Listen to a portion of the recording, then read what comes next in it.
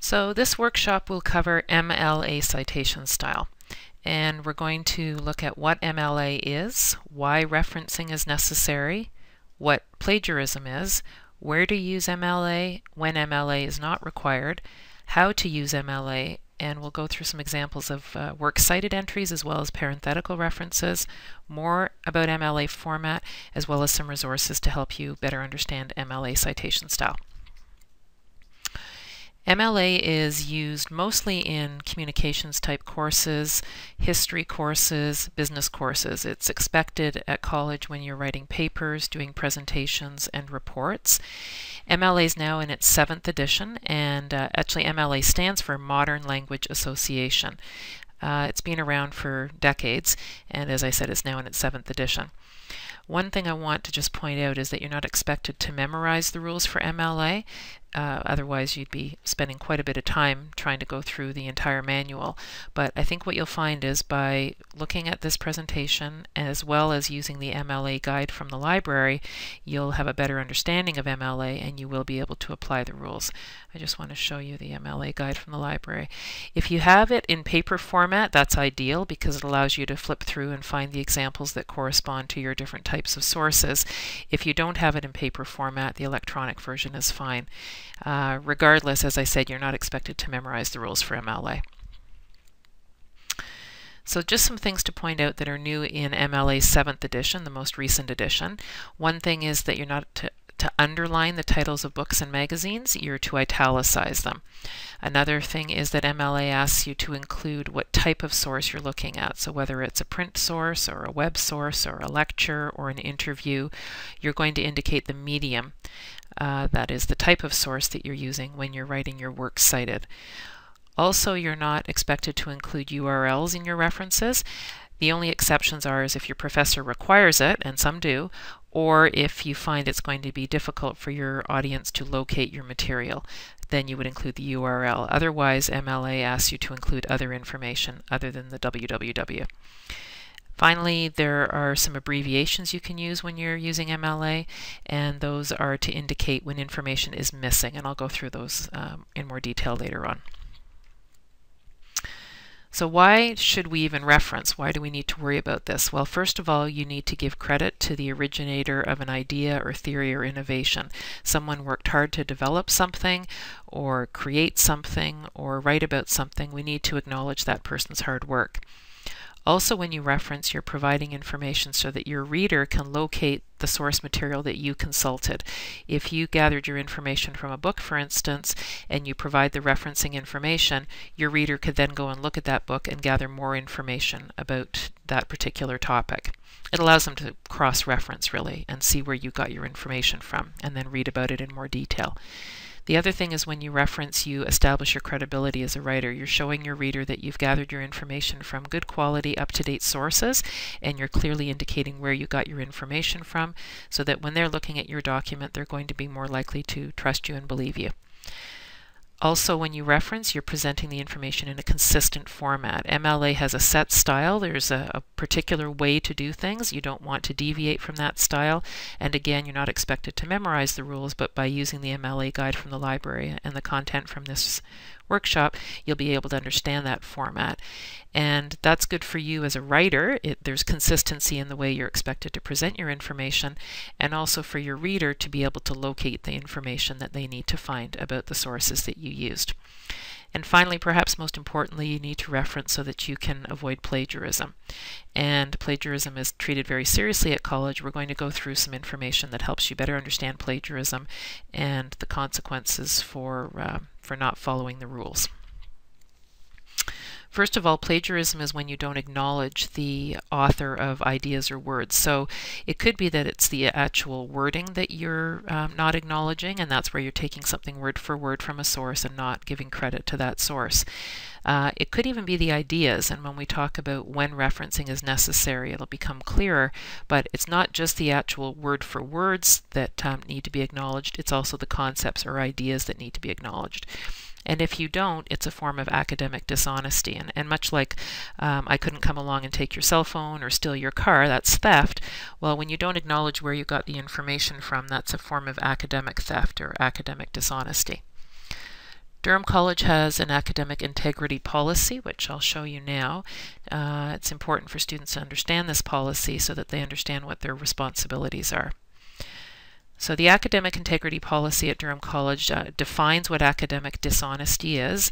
And first of all, I'll talk about academic integrity. It refers to pursuing scholarly activity in an open, honest, and responsible manner. And within that, we have also academic dishonesty. And that includes, for instance, collaborating without permission. That is, working with group members or individuals without your professor giving you permission to do so. Or falsifying academic documents, or plagiarizing. And plagiarizing is when you don't acknowledge where you got your ideas from.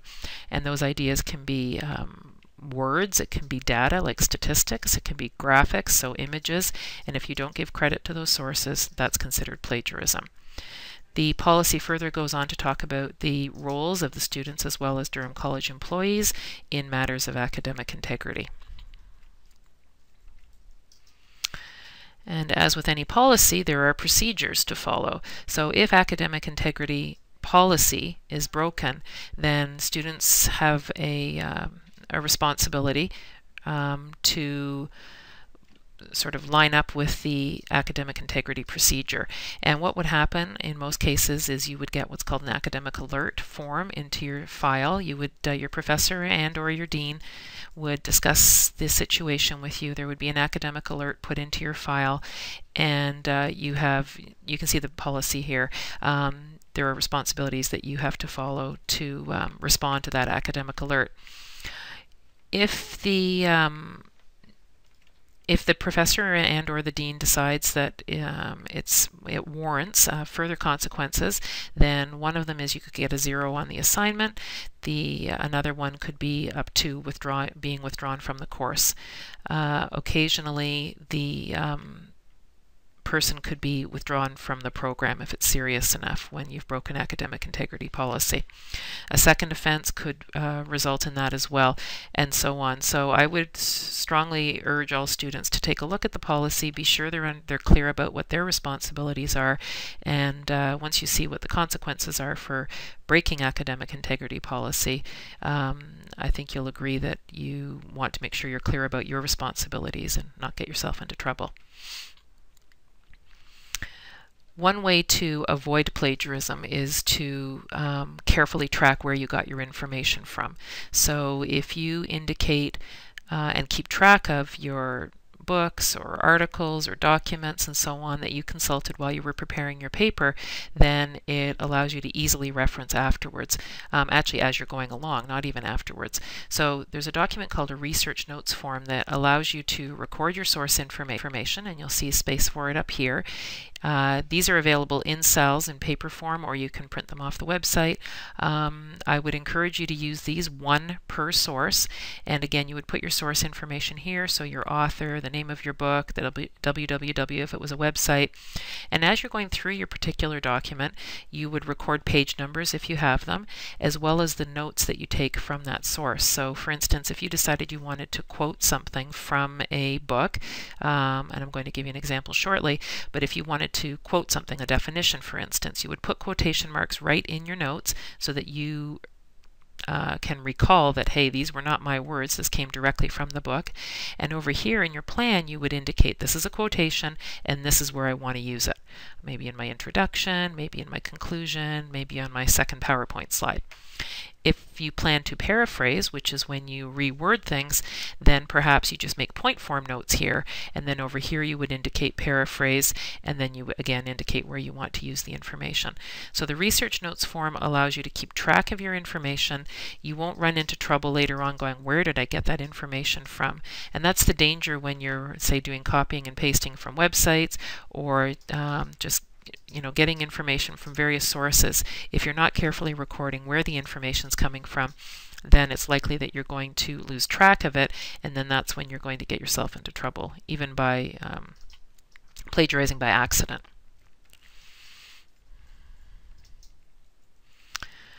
So now that you have a better understanding of what plagiarism is and the consequences for breaking academic integrity policy, let's talk about how to do things correctly using MLA. MLA, there are two places that you need to reference. One is what's called a works cited, and the works cited, you might know the term bibliography.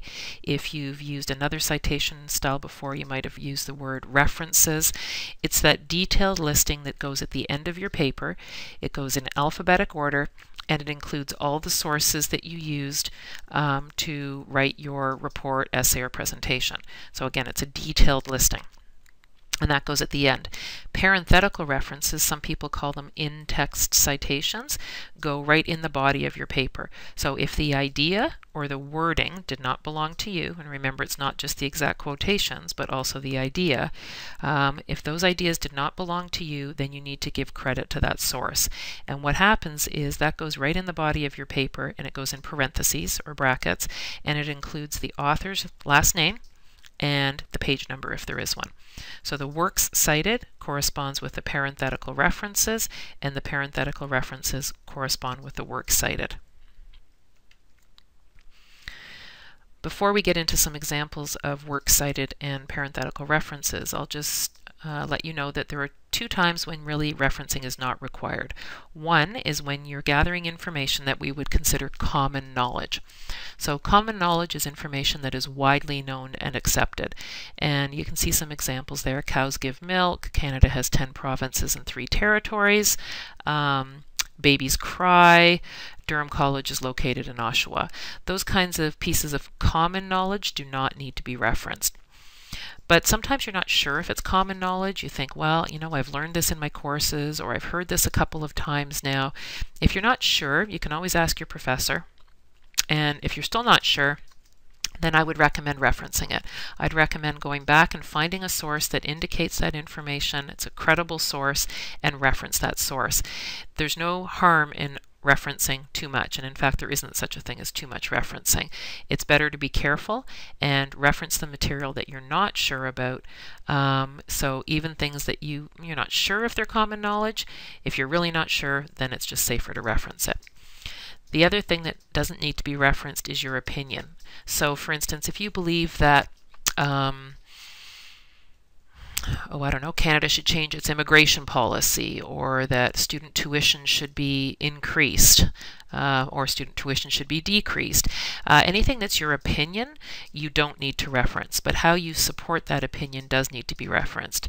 So for instance, if you do think that student tuition should be decreased, then you would need to provide maybe statistics about how much tuition costs at different institutions, how much debt students typically tend to go into, comparing it maybe to other countries, the tuition from other countries. So all that information that you're gathering to support your opinion that tuition should be decreased, that information needs to be referenced, but your opinion does not need to be referenced. So when we're looking at a works cited, as I said, it's a detailed listing of all the sources you've used. It includes print sources and electronic sources. And the works cited is organized just alphabetically by author's last name. And so you don't group the types of sources together. You don't say, okay, here are all my print sources, here are all my electronic sources. You group them, sorry, you don't group them, you just list them alphabetically. It's double-spaced, and it appears at the end of your paper on a separate page. And I'll just show you from the library guide what it would look like. They've given you an example on page 18 of the guide. So scrolling down, you can see it's called Works Cited. It's alphabetic. There's the author's last names. Okay. Sometimes the author, as you can see here, Canada Department of Foreign Affairs and International Trade, sometimes the author is not an individual author. It's a company or a government or an organization, and that's fine. You would still put them in the works cited according to that group author name. If there is an individual author, then you would list that individual author's last name and then their first name. You can see the way it's set up. It's double-spaced. The first line of the works cited, you type along till you run out of room, and then you indent or tab in the second line. Okay, so there's no numbers beside it. There's no extra spacing. It's just double spaced throughout. Sometimes what happens is there is not an author. You can't determine who the author is, and in that case you would put down on the works cited the name of the document. So looking at print publications, I'm just going to take you back to the guide again. The key to using the guide is to decide what type of source you're looking at. So the way that the guide is set up is that starting on page 6, you'll see examples of print materials, okay? And it shows you what the format should look like if your book, for instance, has one author, okay? The works cited, which is what we're talking about now, would have the author's last name, the first name, the name of the book, the city of publication, the publisher, the year, and the medium. Remember I said that it has to include also the type of source, so is it a print source or a web source? And in this case, this example shows a print source. The order, you need to follow the order, you need to follow the punctuation, and things like italics and so on, okay? So the way the guide is set up is you're finding the different examples, you're going to see the different examples, and you're going to match up your type of source with the example that corresponds with it. So if your book happens to have 2 or 3 authors, you would use that example. If your book happens to have chapters and that the whole book is edited, then you would follow that example at the bottom of page 7. If your book is a government document, you would follow that example. If it was written by a corporation, so General Motors and so on, then you would follow that example. So as I said earlier, it's not a requirement to memorize MLA. What you want to do is use the guide and find the examples that correspond with your type of source. So here you can see other examples of works cited entries for print publications. So I'll just show you how you can locate the information. Remember, first of all, the first piece of information is going to be the author's last names. So in this case, this book has 3 authors, Guffey, Rhodes, and Rogan. You don't change the order around, you keep the order of the authors the same. So you're going to go Guffey, comma, Mary Ellen. Now with MLA in the second author, you're actually going to keep the order the same, Kathleen Rhodes and Patricia Rogan. Another piece of information you need in MLA, oh sorry, I should have taken you back to the title of the book. That's probably the next thing you need to include. So in this case it's called Business Communication, Process and Product. Even though style-wise they've kept their title larger than their subtitle, what you're going to do in MLA, everything's going to be in 12-point font, and you're not going to worry about how they've made things larger or smaller. So for instance, you're going to say business communication, colon, and even though there's not a colon on the front cover, this process and product is actually the subtitle of the book. So you're going to go business communication, colon, process and product, third brief Canadian edition. And notice here that the word Canadian isn't even capitalized. Again, that's for style, but we know that Canadian actually is always capitalized. You're also going to look for the rest of the publication information, like the year, 2010, the city of publication, Toronto, and the publisher is Nelson. And it's also on the front cover of the book. Publishers like to put their names right on the front cover. So what you've got is all the information. Now this book happens to have 3 authors, but there's the authors, the name of the book, the city, the publisher, the year, and print. Okay, so by looking through the sources you can locate the information, and again you're going to put it into the format that is provided in the MLA guide. When we're looking at web sources, it's a little bit different because you need to look for the information in a slightly different places, and the type of information that's required is a little bit different. So let's take a look at the MLA guide, and starting on page 12 you're going to see the examples for web sources and electronic sources. So the way this MLA guide is set up is it shows you what the what your entry, your works cited entry would look like if you had one page or section from a website, or if you had an entire website. So let's say you went to the Canadian Museum of Civilization website and you looked at multiple documents within that website. That's how you'd reference it on your works cited. Oftentimes though we're looking at one page or section from a website, and so this is the format. You're going to put the author. You always need to try and find an author. If you can't, then you would put the name of the document in quotation marks. In this case, then you would put the name of the document, if you do have an author, the name of the document, the title of the website, the publisher, and so on. So let's take a look at the example. I'm just going to click on a link, and we will find the information that we need. So when you're looking at websites, sometimes it's not completely clear who the author is. In this case, it's the government. So frequently with government publications, we don't know who actually wrote the information. It was a person, obviously, but what you see is the name of the government branch. So it's Public Safety Canada. Is the author. The name of the document on the website is Youth Gangs in Canada. What do we know? If I clicked on this PDF document, then that would be different. But if I'm just looking at this page and I got information from, say, further down the page, then the name of the author is Public Safety Canada. The name of the page I looked at is Youth Gangs in Canada. What do we know? Let's go back to what else we need to know. So then we've got the name of the author, we've got document title, which is Youth Gangs in Canada. What do we know? The title of the website. Let's open that up again.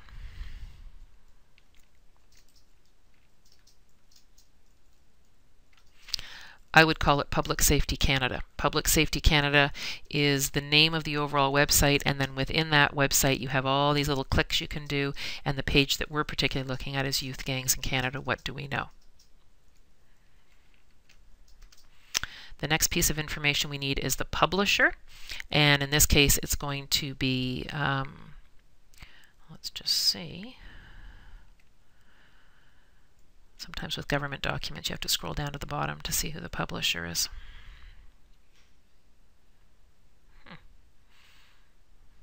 Well, I'd say it's the Government of Canada, GC, Government of Canada. Sometimes if you go to a help page or if you go home, you can often determine that information as well. You want to use sort of your best judgment and a bit of an educated guess, but I would say you'd be safe to say the Government of Canada is the publisher of this Public Safety Canada website document. And then we need to write down the publication date. Sorry, I keep flipping back and forth between this thing. The publication date is generally down at the bottom of the page, sometimes at the top. In this case it's 2012. It tells you the last date it was modified, so that's a safe bet. You're going to put 2012 down. Then you're going to put web, and then you're going to put the date that you accessed it. So if you accessed it on June the 10th, then you're going to put June 10th, 2012. So there's two dates when you're doing an MLA works cited entry, the date of publication as well as the date that you accessed the material. And note, we're not putting the www down because we've provided enough of the information that your reader could locate the source. Sometimes when you are doing research, you're using materials from a library database, such as ProQuest or Academic Search Premier, and the library guide does have a format for referencing that material. Again, you're not expected to memorize it. What you want to do is find that type of example in the library guide and follow the format that you'll see in there. MLA is also needed when you include images. So if you include an image in your PowerPoint or within a document like a report, then you would need to give credit for that image. So with an image, you're trying to find out who created that image. Sometimes it's obvious, sometimes it's not. If you can't determine that, then you're going to at least give a description or title of the image. So if, for instance, I included an image of the Eiffel Tower taken at night, maybe I don't know who took that particular photograph because I found it on Google Images, but I at least know it's the Eiffel Tower at night. So I would put that in quotation marks. If I know when it was created, sometimes I know when it was uploaded, I could include that. Then I would indicate online image, and then I would say the name of the database, which is Google Images, the date I took it off to Google Images, and then the URL.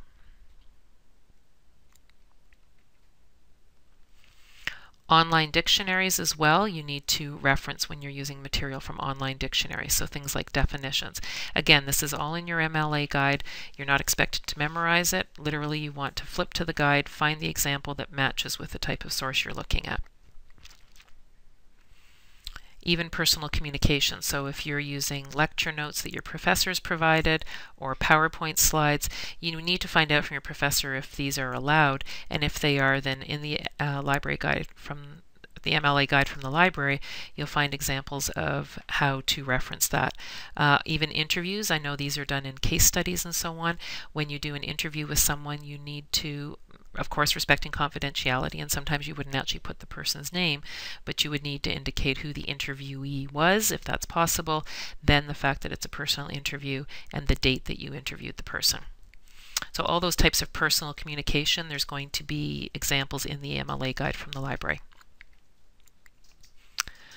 So hopefully that makes the works cited a little bit clearer. Again, that detailed listing at the end of your paper is going to be in a particular format, and you're going to use the guide to help you follow that format. The other part of MLA, and it's not meant to be one or the other, it's both, is what are called parenthetical references, and they go right in your paper. So these parenthetical references, like parentheses, just like the brackets you see here, go right in the body of your paper, and they need to be used when you've quoted something, or paraphrased, or summarized, or included a statistic, or an image. And what goes in the parenthetical references are the author's last name and a page number if there is one. Okay, so we're going to see some examples next that show how you do a parenthetical reference, or sometimes they're known as in-text citations, right in the body of your paper in these 5 situations. So let's say I'm looking through my textbook, and this happens to be a business communications textbook, and I'm looking through my textbook and I find some information from the book about nonverbal messages. And I decide, wow, that's a really good quote about nonverbal communication. I really like that information. I think I want to use that in my report. So I need to clearly indicate that this was not my idea. I need to clearly show my reader where I got this information from. And this applies whether you're talking about quoted material, paraphrased material, or summarized information. You need to show who said it, choose an appropriate verb, and that could be concludes, explains, disproves, and so on, and then include the page number. So what you see here is Wilson, the author's name, then a verb, disproves, concludes, notes, whatever he or she said, and then at the end of that information include a page number. Okay, so this is one way to do it. You put the author in your sentence, then the verb, the information, and the page number at the end. Of course, if it was quoted, you would need to put quotation marks around the material. So here's what it would look like going back to that source that I just showed you. When you do quote, you're taking it word for word. You're using quotation marks. You're not changing the wording at all. Because you're quoting, it's assumed that you are actually doing it accurately, so don't write it down incorrectly or don't misquote the person. You're going to include the parenthetical reference. You have 2 options. One, it would appear right at the end of the quote, even before the period. The second one, as I just showed you in the previous slide, would be to include the author's names right in your sentence, have your quote, and then have the page number at the end. Okay, so it can be either nonverbal communication includes all unwritten and unspoken messages, both intentional and unintentional, in quotation marks, and then Guffey, Rhodes, and Rogan at the end of that with the page number, period, or say your quote, say the authors, Guffey, Rhodes, and Rogan, note that nonverbal communication includes all unwritten and unspoken messages, both intentional and unintentional, and then just have the page number at the end with the period. There's no wrong. They're both completely acceptable. It just depends what you want to do and how you feel it's going to make your writing flow better. Long quotation is a little bit different. When you're doing a long quote, you need to make it stand out a little bit. So long quotes, we do what's called a hanging indent, and hanging indents are sort of all tabbed in. You'll notice that there are no quotation marks and that the reference goes at the end of the sentence. So in this case, I've sort of introduced my quote, then I've given my quote with no quotation marks, but I've double spaced the whole thing. and then I've put the author and the page number at the end of that long quote. You want to be very careful about using long quotations. They really shouldn't be overused, and in fact some professors won't allow you to use them at all because they want to see that you can demonstrate you understand the material. And when you actually do a lot of long quotes, it doesn't show that you understand the material at all. It just shows that you can find a quote.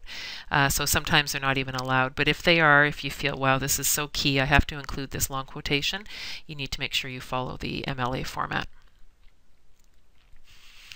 When you paraphrase information, that's when you take someone's idea and you put it into your own words.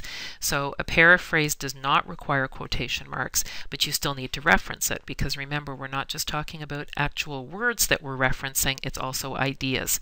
So even though you've taken the time to reword it, it doesn't belong to you. It's not your idea. So in this case, I've paraphrased what Guffey, Rhodes, and Rogan said. I've reworded it. I've referenced it immediately afterwards. Same with when you summarize. So summarizing is when you take a larger piece of text and you just condense it. You put in just the main ideas.